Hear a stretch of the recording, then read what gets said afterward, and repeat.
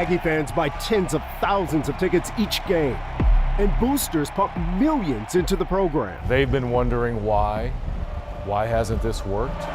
Texas A&M's athletic director has a vision of college football playoffs at Kyle Field when it expands to 12 teams starting next year. People have no idea the magnitude of that, from restaurants to hotels. But Ross Bjork knows Really have no idea. that all hinges on hiring a new coach. Roughly how quickly do you need to make this decision? December 4th is a marker for us. That's the day the transfer portal opens across the country. So I think we need clarity by December 3rd or 4th. Hanging over the decision is $76 million in dead money, a phrase as ominous as it sounds. The magnitude of the finances are just unheard of, right? Bjork knew firing Coach Jimbo Fisher meant giving him all his guaranteed money. The season's getting to the fan base? No. I mean, I'm sure. And we did some rough math. Not where we want to be. Under Fisher, A&M spent well over $2.5 million per win. And for the money they still owe him, you could run Melissa, Royce City, Crowley, and Decatur, 4 towns in Texas, for an entire year. There's a lot of other buyouts that if coaches, got let go today would be more than what our buyout is. But those programs are winning.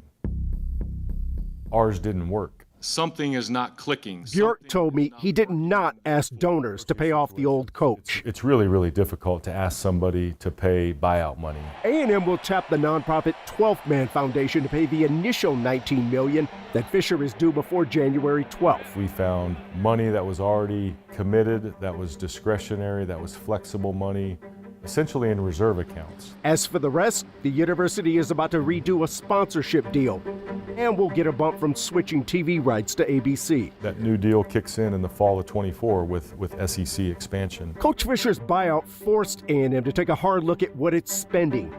Where specifically will you make those cuts? It's really in the staffing of football.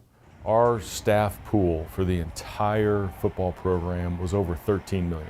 Other programs in the SEC, in the Power 5, are in the 9 to 10.5 range. He told me other departments are safe. The cuts will be confined to football.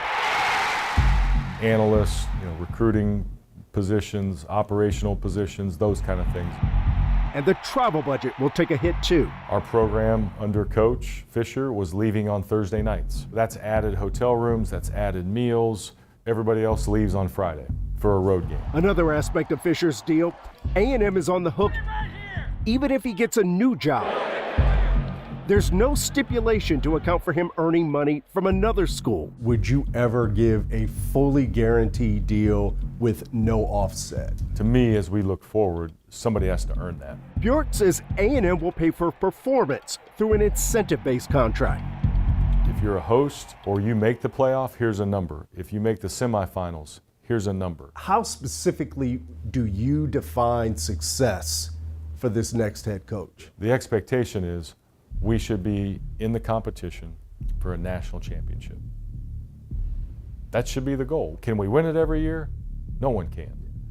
But let's be in the conversation. And one thing about Aggies is if they believe in a plan and they believe in a vision and there's some excitement, they will help the program financially.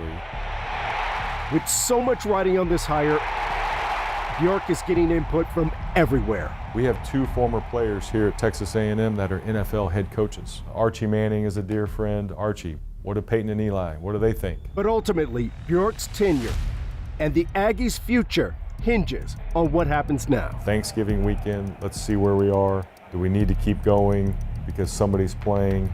But by December 3rd or 4th, to me, we need clarity on who our next coach is. There's a lot to our conversation we couldn't get to tonight, but keep an eye out tomorrow morning. The entire interview will be available on the WFAA YouTube channel.